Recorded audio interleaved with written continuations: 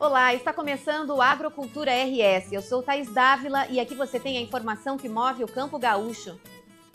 Hoje foi o dia de Bagé, na fronteira oeste, receber a mobilização dos produtores rurais gaúchos. À tarde foi realizada uma audiência pública com a presença do deputado Afonso Ram, relator do projeto de lei 341 da securitização, que foi apensado ao PL 5122 de 2023. Há a expectativa de que o projeto seja votado ainda nesta semana. No município da Fronteira, a exemplo do que aconteceu na semana passada em Cruz Alta, os produtores se mostraram motivados a seguir lutando por uma solução para o endividamento. E nós precisamos que o presidente Hugo Motta bote para votar o projeto, certo? Está nesse patamar. E eu tenho que estar em Brasília hoje, porque nós vamos colocar na pauta, se Deus quiser, para terça, quarta-feira.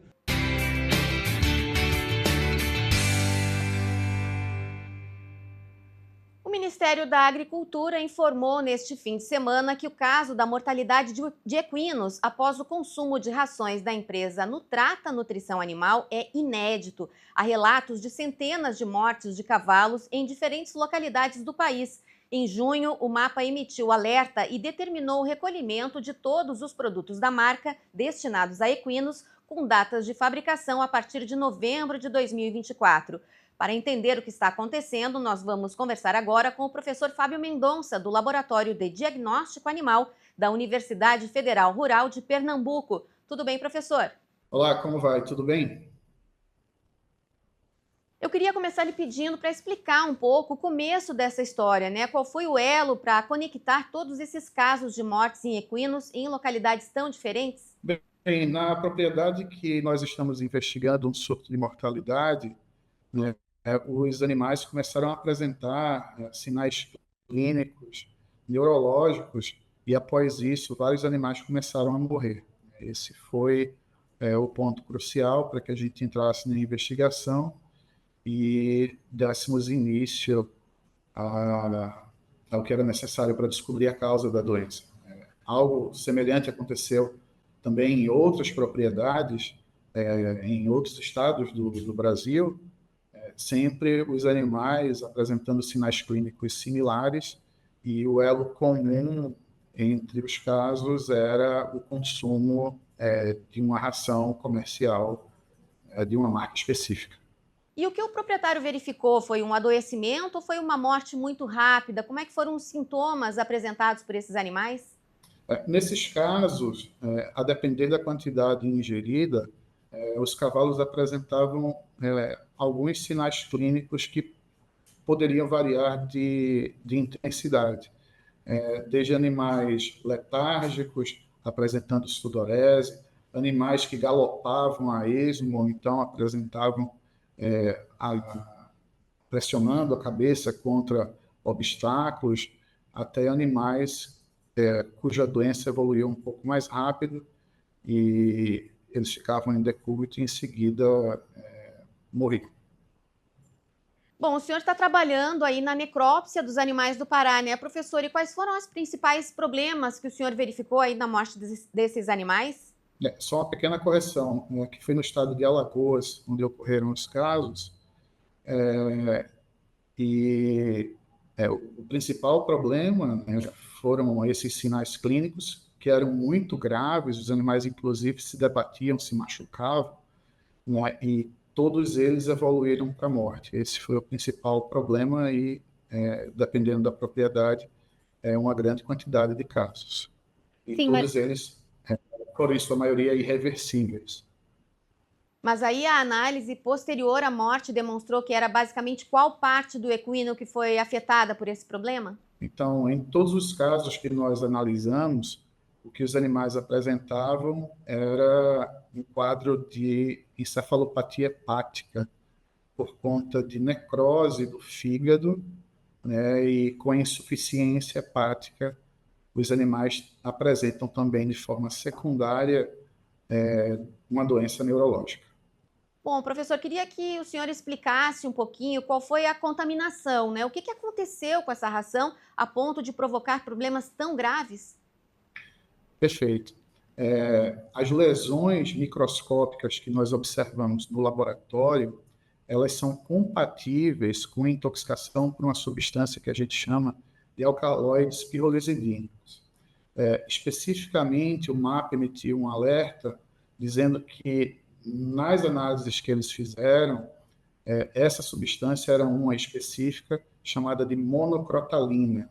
A monocrotalina é uma toxina presente em espécies de uma planta chamada crotalária. Existem muitas espécies de crotalária no Brasil, e quando essas plantas contaminam o alimento dos animais, se for cavalo, os cavalos são especialmente sensíveis a essa toxina, e o quadro é praticamente fatal naqueles cavalos que ingerirem a dose letal. Pois é, porque se fosse a pasto, né, professor, se ele estivesse pastando, ele teria esse mesmo problema, porque bovinos a gente sabe que acabam consumindo esse tipo de planta, a crotalária. Sim, surtos de intoxicação natural por crotalária em cavalos já foram descritos no Brasil, não são muito frequentes, mas eles podem ocorrer sim. Bovinos também podem adoecer, mas eles são mais resistentes. E aí, a partir de agora, conectando com esses exames que vocês estão fazendo, qual seria o próximo passo em termos de análise laboratorial para contribuir com essas investigações e até mesmo evitar novos problemas, porque, de repente, passa a ser necessária uma nova operação no momento de produzir essas rações? Então, aqui na universidade, nós estamos fazendo os exames gerais, alguns exames complementares são necessários, e o Ministério da Agricultura é que irá liderar a avaliação da quantidade de toxinas, e todas as ações necessárias deverão ser agora tuteladas, eu acredito, pelo Ministério da Agricultura, né, que penso que é o órgão oficial que é responsável por fiscalizar as fábricas de ração animal. No seu entendimento, para que isso acontecesse, para que essa contaminação da ração peletizada, que passou por dentro de uma fábrica e tal, em que momento poderia ter acontecido uma falha ou algo acidental mesmo? Geralmente, nesses casos, quando esse tipo de situação acontece, é porque houve alguma falha na triagem dos produtos que foram utilizados para fazer a ração. Então, com certeza, houve alguma falha, e partes dessa planta, seja principalmente as sementes, mas outras partes da planta, isso é uma hipótese, né, podem ter contaminado a ração em grande quantidade. Professor, por parte do criador, o senhor acredita que possa ter algum cuidado, alguma prevenção nesse caso, que o criador de cavalos pode fazer para se prevenir, até para detectar com brevidade e poder, quem sabe, tomar alguma providência? Bem, o que os criadores podem fazer, pensando em ração comercial, é adquirir sempre uma ração comercial de empresas que se tenha já conhecimento e confiança. As intoxicações, elas podem acontecer também nos animais a pasto, e aí é preciso tomar conta, né, dessas pastagens, evitando a invasão de plantas nas lavouras ou evitando a invasão de plantas tóxicas nas pastagens. E no caso dele detectar, né, existe tempo hábil, a depender da quantidade ingerida, que sintomas que o criador precisa observar para tomar alguma providência? Bem, qualquer criador que encontrar casos assim, a primeira coisa a se fazer é chamar um médico veterinário competente para lidar com esses casos, porque é preciso fazer um diagnóstico clínico e depois o diagnóstico laboratorial, porque existem várias doenças que podem ser confundidas, né, com essa. Mas em casos de surtos, assim, afetando vários animais numa propriedade, né, o veterinário deve estar apto a lidar com esses casos. Então, somente com auxílio médico veterinário, né, para dar todo o suporte técnico-científico necessário, ou melhor dizendo, é o que se deve fazer para lidar com um caso como esse. Professor, o equino em geral, ele é mais sensível a essas questões alimentares? Você falou que no caso dos bovinos, às vezes podem consumir, mas não tem uma mortalidade tão grande quanto o equino. Ele é mais sensível? Isso vai depender muito da toxina. Então, existem diversos tipos de toxina, e nesse caso, né, da monocrotalina, os cavalos são muito mais sensíveis que as outras espécies. Mas bovinos, suínos, por exemplo, já existem relatos de intoxicação por monocrotalina também nessas espécies. Muitas vezes o que vai mudar é o tempo necessário para que a doença seja observada e a gravidade dos sinais clínicos e das lesões. Bom, por enquanto, o mais importante também é o criador verificar aí no seu estoque os lotes dos produtos que ele tem armazenados, né, professor? Exato. O Ministério da Agricultura lançou um comunicado e, ao que me conste, a venda de todos os produtos dessa marca está proibida e também quem tiver essa ração não deve utilizá-la na alimentação dos animais sob risco de acontecer algum problema como esse, de intoxicação. Nesse momento em que esse tema está bem agudo, estão todos atentos, tem alguma medida preventiva sobre os produtos utilizados? Olha, para a ração comercial eu diria que não. Quando você compra uma ração comercial, você confia na indústria que está produzindo aquela ração. Mas para a infestação por plantas tóxicas em pastagens, deve-se lembrar que as pastagens devem ser investigadas quanto à presença dessas plantas e caso elas sejam encontradas invadindo áreas significativas da pastagem, elas devem ser removidas. Existem vários métodos para acabar com plantas tóxicas invadindo pastagens. E eu diria que os animais que apresentarem sinais clínicos, eles devem ser tratados por um médico veterinário competente para que seja dado todo o tratamento de suporte para essa intoxicação, que é bom que se repita. Ela é muito grave, muito difícil, é muito difícil de lidar com ela e, na grande maioria das vezes, os casos são fatais. E aí, para confirmar isso, é preciso se cercar de exames complementares, né, incluindo a necrópsia dos animais. Professor, essa temática agora, ela traz à tona um debate bem importante, porque tem muita gente que acaba usando produtos similares, alternativos ou comprados sem uma origem comprovada. Se mesmo com produto registrado pode haver problema, imagine se não tivesse, não seria possível fazer a rastreabilidade e descobrir a origem do problema, né, professor? Sem dúvida nenhuma. Quem zela pela saúde de seus animais tem que estar preocupado em fornecer aquilo o que é melhor para a condição de cada um, na verdade, né? Então, deve-se evitar o fornecimento de qualquer alimentação que esteja sob suspeita, desde uma silagem, por exemplo, que tenha sido mal conservada, né? Isso pensando em todas as espécies de animais, tá? Ou até, por exemplo, ração mofada, que pode levar a outros quadros de doença, como leucoencefalomalácia em cavalos, é uma doença grave também. Então, quando a gente lida com a alimentação, né, todo cuidado com a preservação da qualidade desses alimentos deve ser tomado. E agora esse trabalho que o senhor está realizando aí no Recife, tem um trabalho conjunto também com outros laboratórios em outros estados, já que é uma rede colaborativa, digamos, para conseguir chegar às melhores conclusões? Sim, nós estamos trabalhando também em conjunto com a Universidade Federal Rural do Rio de Janeiro. Muito bem, agradeço então a participação do professor Fábio Mendonça, da Universidade Federal Rural do Recife. Obrigada pela participação e bom trabalho aí, que não sejam muitos novos casos desse problema tão grave aqui no Brasil. Muito obrigado, Thaís. É o que a gente está torcendo para que essa tragédia acabe quanto antes. Obrigada. O Agrocultura RS faz um intervalo e a gente volta em instantes. Até já.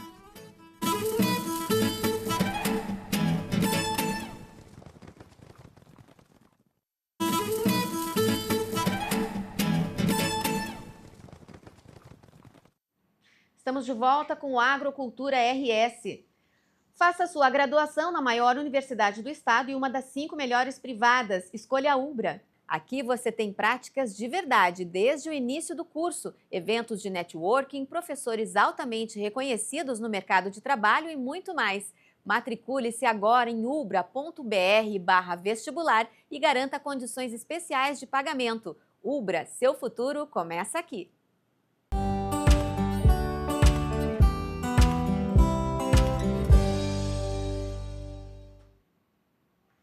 Segunda-feira é dia de saber as perspectivas para a economia e para o mercado de grãos com Gabriel Souza, analista da plataforma Grão Direto. Tudo bem, Gabriel? Olá, Thaís, tudo jóia? A gente se despediu na semana passada, prometendo falar sobre o relatório do USDA, e aí aconteceu a semana toda, né? Veio muita coisa essa semana, além do relatório, e acabou movimentando bastante o nosso mercado. Pois é, vamos começar falando um pouco sobre essas questões das tarifas, né? Claro que é um assunto bastante abordado, o agro ainda está reagindo, e o governo brasileiro com algumas reações também, né, Gabriel? Isso pode gerar, por um lado, uma boa expectativa de, olha, estão defendendo o nosso Brasil, mas por outro também gera alguma tensão em termos de mais retaliações por parte do governo americano. O que isso representa para o agro? Exatamente, Thaís, foi bem colocado, né? A gente já viu essa repercussão anteriormente com relação aos Estados Unidos e China, né? Todo esse atrito que teve. E o Brasil, de certa forma, acabou aproveitando, né, dessa Exato. rispidez ali de relacionamento entre Estados Unidos e China. Porém, agora virou para o nosso lado, né? Agora, com relação à taxação Estados Unidos-Brasil, muda um pouco a história. A princípio, né, as cotações, a gente viu os prêmios aqui fortalecendo, né, falando em soja, prêmio de exportação fortalecendo, segurando a queda que teve em Chicago. Mas isso acaba trazendo até uma confusão para o produtor, né? Porque isso mexe com o agro como um todo. No caso de milho e soja, a gente tem um grande foco, né, com relação à exportação para a China, isso não tem muita interferência direta. Agora, com relação a, por exemplo, café, carne, suco de laranja, entre Sim. outras commodities, isso acaba tendo um impacto muito maior diretamente relacionado. Pois é, e existe toda uma expectativa. Na semana passada, logo que surgiram aí, né, que surgiu aquela mensagem do presidente Trump e tal, a gente repercutiu com algumas entidades e a gente enxergou, assim, pelo lado das entidades do agro, uma esperança de conciliação até o dia 1º de agosto, porque até lá tem muita água para passar por baixo da ponte, né, Gabriel? Exatamente. De certa forma, né, se o Brasil acabar devolvendo, né, uma questão tarifária, né, como vem estruturando alguns projetos para isso, isso pode piorar ainda mais nossa relação com os americanos, né? A gente, por mais que não dependa diretamente, né, falando em milho e soja, de um comércio dos Estados Unidos, mas a gente depende para outras e diversas demandas que podem impactar o consumidor final, como nós, né, de uma maneira geral. Então a gente precisa aguardar, né, torcer para que isso se acalme, né? Desde o começo, quando a gente estava falando sobre essas questões tarifárias, lá no comecinho de abril, na primeira semana de abril, a gente viu que o melhor caminho é realmente um relacionamento, um bom relacionamento, é entender o lado de lá, que é uma medida protetiva dos Estados Unidos também essas tarifas, assim como no Brasil a gente viveu algumas tarifas aí impostas pelo Haddad a fim de proteger a economia local. Sim. Isso é uma maneira comum, né, de ser tomada, né, uma medida protetiva economicamente, porém ela gera alguns reflexos, alguns impactos, né? Então, talvez, né, não tenha sido dimensionada da maneira tão correta, tão esperada, tanto do lado dos Estados Unidos quanto do lado do Brasil, do lado da China, do lado como um todo. Então, agora, a gente torcer justamente por esse estreitamento de relacionamento, a gente sabe que são lados opostos ali, né, politicamente, mas a gente precisa torcer para que a gente não possa ser prejudicado ainda mais.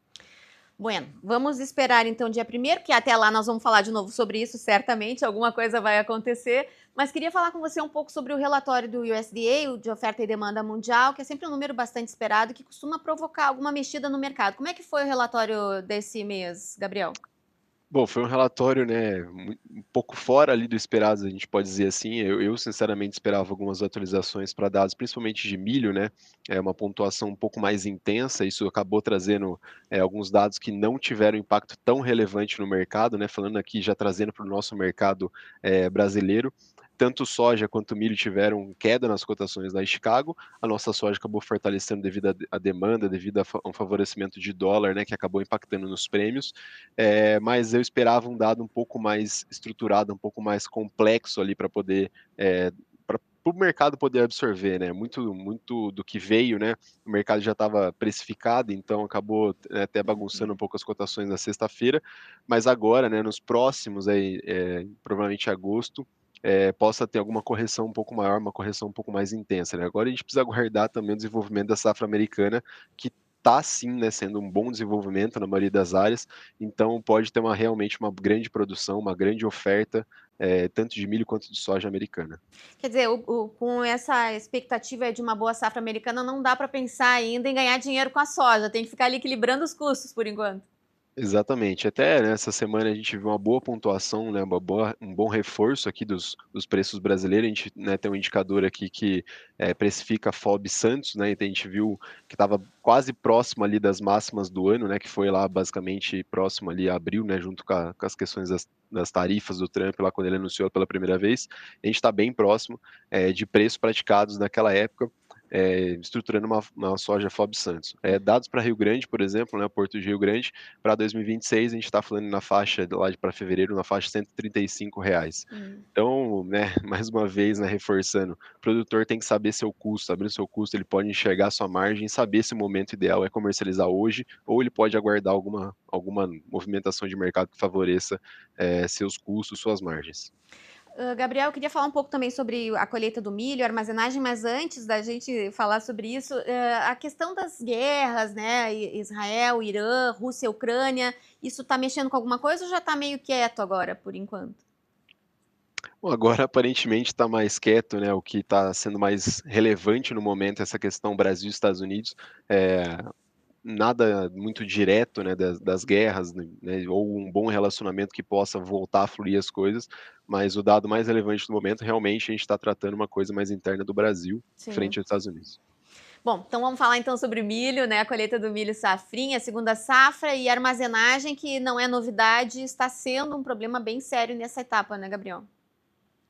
Mais uma vez, né, Thaís, é uma coisa sazonal, né? A gente vê que o Brasil desenvolveu muito com relação à produção, desenvolveu muito com relação às tecnologias aplicadas dentro da porteira, só que fora da porteira a gente continua com os mesmos desafios com relação à logística como um todo, né? Tanto a armazenagem quanto ao escoamento de grãos.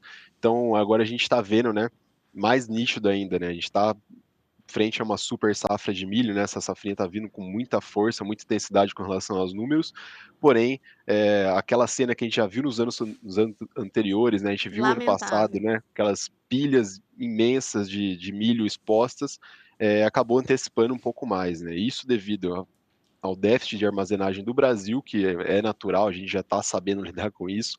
Infelizmente, a gente não está sabendo lidar de uma maneira positiva, né, que era para estar ampliando com relação a essa infraestrutura, porém, isso tem impacto também nos fretes. Então, a gente está vendo uma disparada de fretes devido a esse avanço da colheita, que está atrasada, porém, os números são muito grandes e tem uma tendência ainda de aumentar ainda mais esses fretes, né, apertando ainda mais a margem do produtor.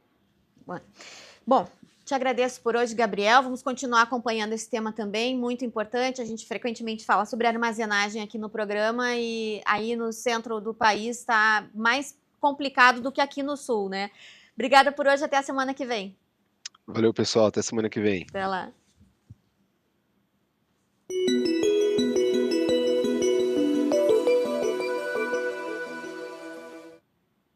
E segunda também é dia de falar sobre previsão do tempo para os próximos dias com João Castro, meteorologista, diretor da Ignitia Weather para a América Latina.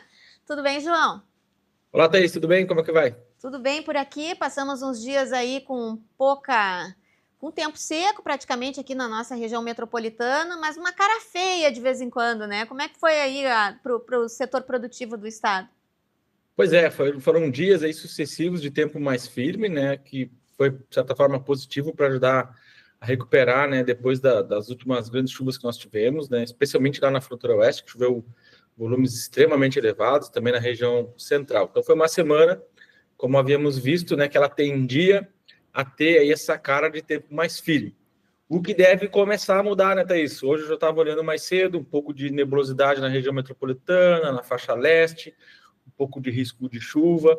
Isso aí por quê, Thaís? Já trazendo aqui a previsão. É porque está se configurando ali, está se formando, né, aquela situação onde o ciclone ele costuma se formar ali entre a divisa do Rio Grande do Sul, no Uruguai. Geralmente ele forma mais ou menos ali pelo Rio da Prata, na bacia do Rio da Prata.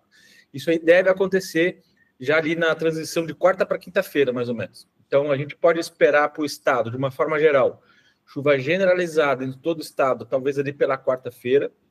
Não são volumes elevados, tá, Thaís? Entre 10 a 20 milímetros, de uma forma mais homogênea, praticamente no estado inteiro, mas pegando mais ali, né, que é aquele avanço de sistema que vem do Uruguai e da Argentina. Então, pega toda ali, Zona Sul, região da Campanha, fronteira oeste, região central, e à medida que vai subindo, vai meio que perdendo força. Como é uma passagem muito rápida de quarta para quinta, a gente espera que já na sexta-feira o tempo já esteja firme de novo. E aí o que deve acontecer, Thaís? Uma nova onda de frio, não tão intensa, tá? Mas as temperaturas elas devem cair. E aí aqui sim vem uma notícia importante para o pessoal de agricultura, especialmente o pessoal de fruticultura mais ali na região da Serra Gaúcha. Começa a apontar aqui no cenário os modelos indicando temperaturas na faixa dos 3 graus, 2 graus, lá para terça-feira da semana que vem, tá? Domingo, terça, mais ou menos ali, porque começa a avançar esse ar frio que vem na sequência. Ainda está longe, é só um modelo meteorológico que está indicando esse cenário um pouco mais de frio intenso, vale a pena a gente ficar de olho. Pois é, na semana passada, João, o presidente da Conab, ao anunciar o levantamento de safra, apontou que em algumas regiões o trigo estava com bastante problema em função do excesso de chuva, que estava desmotivando até os produtores, em função da questão do endividamento e custo de produção e tal, a fazer um eventual replantio nas áreas necessárias. Como é que está para a região do trigo aí? Você chegou a ver alguma coisa? Tá vendo, a gente está vendo de uma forma geral, pegando também nas áreas de trigo, essa chuva homogênea, 10 milímetros, 15 milímetros, nada muito extremo. É um fator preocupante esse volume excessivo de água no solo, por causa que impede, né, a entrada de maquinário, impede o trabalho de campo, e ao mesmo tempo as janelas de plantio elas vão passando, né? Sim. Fica uma semana, 2 semanas consecutivas com o solo muito úmido, você não consegue fazer o trabalho, tem perigo de compactação e tudo mais, e o solo muito encharcado, as sementes ali, elas não germinam de forma adequada, né, por causa do excesso de umidade. Então, veja bem, às vezes o problema é a falta de umidade, Sim. às vezes o problema é o excesso de umidade. Então, E o trigo é bem sensível, né? A questão de umidade, a doenças e tudo mais, né, João? o trigo ele é sensível. O trigo ele aguenta bem a pancada na temperatura, mas o excesso de umidade acaba sendo prejudicial ali, especialmente nessa fase mais inicial. Então tem que ficar atento o pessoal da fruticultura, mas mais para o fim da semana, possivelmente a gente atualize na próxima segunda-feira. Isso, muito provavelmente. Eles vão ficar de olho aí. Eu consultei aqui 3, 4 modelos climáticos e apenas um deles estava indicando essa temperatura aí na faixa de 3. No geral, a tendência é ali temperaturas entre 6 e 7 graus, tá? Ali pegando toda a região da serra ali agora nos próximos dias, depois dessa chuva ali de quinta, né? Então é aquele padrãozinho, né? Forma o ciclone se desloca rapidamente e aí entra o ar frio. Então, como o ciclone ele forma e passa na quinta, então já na sexta e sábado, principalmente, a gente já começa a ver essa decaimento aí na temperatura. E essa chuva que veio não é nada preocupante dessa vez, né, João? Hoje de manhã teve uma pancada de chuva por aqui, mas foi uma pancada e já passou a abrir o sol. É, tudo muito rápido, porque essa bagunça aí da formação do ciclone, então tem muitos parâmetros que atuam junto, muitas correntes de vento atuando, e acabou gerando essa chuva. Mas, no geral, eu olhei aqui de novo, né? 3, 4 modelos eu olho todo dia antes da gente entrar aqui. Sim. Nenhum deles está dando aquele cenário. Então, quando a gente traz aqui, olha, vai chover demais, tá aquela coisa assim, que é o consenso. Todos os modelos falando ali 80, 100 milímetros. Dessa vez não tem nada disso, Thaís. E espero, né, que a gente não seja pego aí desprevenido. Mas as chuvas, elas tendem a ficar ali na faixa dos 15 e 20. Tá certo. Obrigada por hoje, João. Até semana que vem. Tchau, tchau. Tchau, tchau. O Agrocultura RS de hoje fica por aqui. A gente volta amanhã com outras informações para você. Até lá.